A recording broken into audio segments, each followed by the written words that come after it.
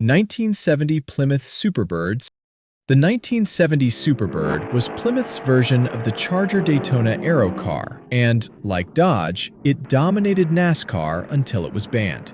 To homologate the Superbird for competition, Plymouth sold nearly 2,000 units to the public. That isn't entirely accurate, though, as the car was unpopular at the time and many examples sat unsold at dealerships for years after its one-year production run. Today, the Superbird is a highly valuable collector car, especially in Hemi form. However, unlike most Mopars, the 446-barrel versions command nearly the same value. Most 1970 Superbirds came with the standard single-carb 440, making the higher output engines far rarer and more desirable.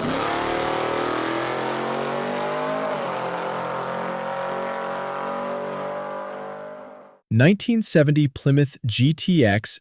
The 1970 Plymouth GTX was the upscale version of the Roadrunner, marketed as the gentleman's muscle car, though it's unclear why. It looked just as aggressive as the Roadrunner, and there was nothing gentlemanly about its big block engine options.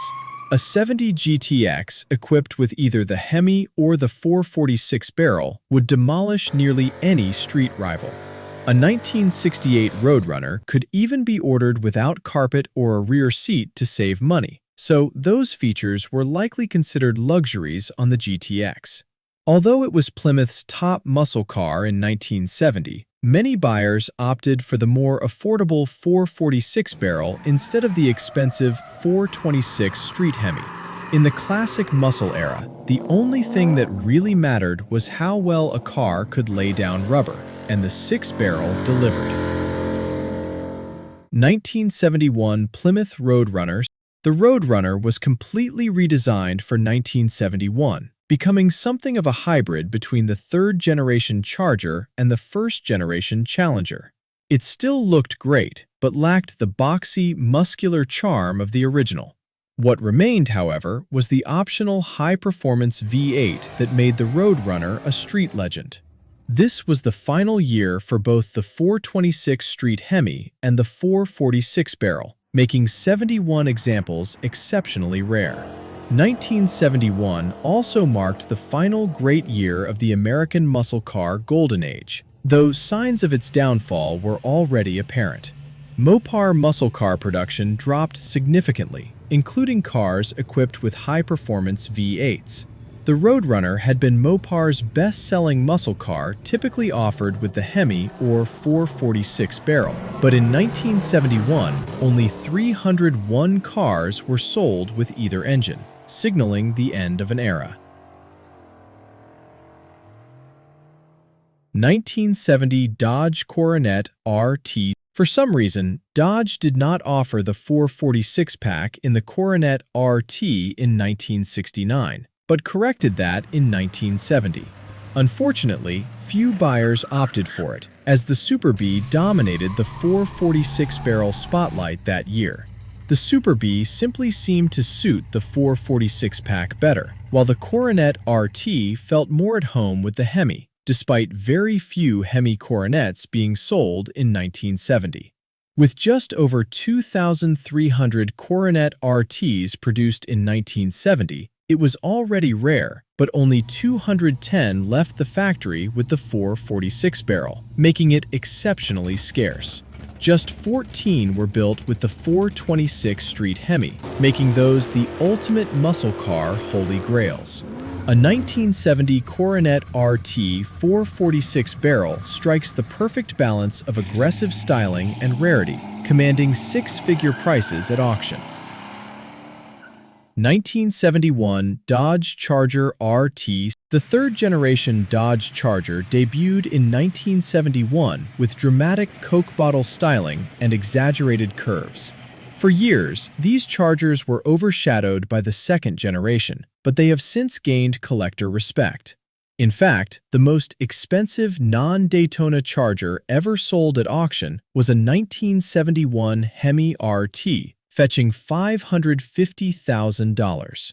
While a 71 Charger RT 446 barrel isn't cheap, it remains more affordable than its Hemi counterpart despite its rarity.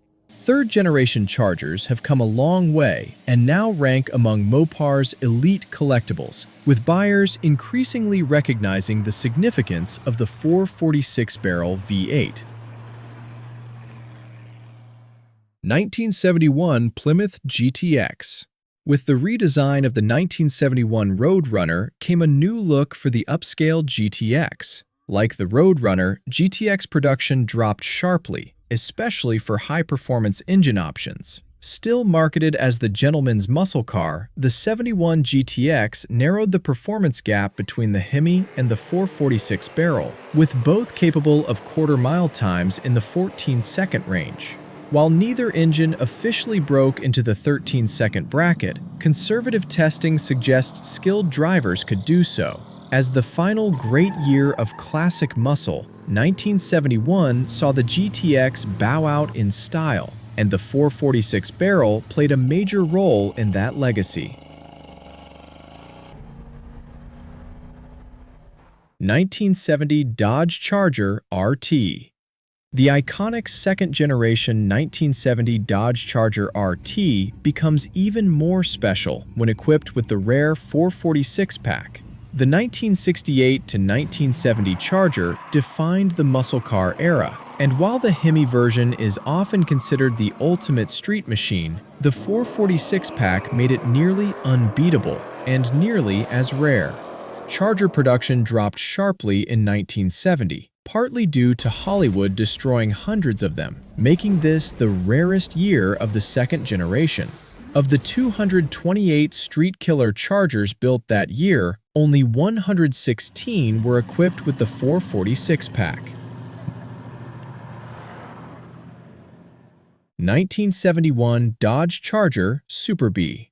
The Dodge Super B was discontinued after 1970, but returned in 1971 as a Charger variant. True to its roots, it remained a budget-minded performance car. For the first time, a Super B could be ordered with a 340 small block V8, though the Hemi and 446 pack were still available. Both high-performance engines were produced in extremely low numbers, making these among the rarest third-generation Chargers. Staying true to the Super B's affordable origins, 71 models remain relatively attainable, and with just 99 units equipped with the 446 pack, they may be one of Mopar's greatest bargains. 1972 Dodge Charger Rally. By 1972, the 426 Street Hemi was gone, and Mopar V8s were detuned to meet new emissions standards. Dodge initially planned to continue offering the undetuned 446 pack and even featured it in brochures, but it was dropped before production. Rumors suggest 5 1972 Charger Rallies left the factory with the 446 pack, but only 2 have been confirmed. Both carried matching VINs and became known in the 1980s, but have since vanished. Whether more exist remains a mystery. 1972 Plymouth Roadrunner GTX. Plymouth also intended to offer a high-performance Roadrunner GTX 6-barrel in 1972, but emissions regulations killed the engine option. While rumors suggest 6 or 7 were built, only one confirmed example exists. Discovered in poor condition, it was restored into one of the rarest Mopar muscle cars in existence. In 1972, the GTX ceased to be a standalone model and became a trim package for the second-generation Roadrunner. While detuned 440 V8s were available, the 446 barrel remained a 390 horsepower monster. Some cars have been auctioned claiming to be 6-barrel models, but the proof lies in the VIN. True 6-barrel cars carry the V engine code, not the P or U codes used for 400 cubic inch or single-carb 440 engines.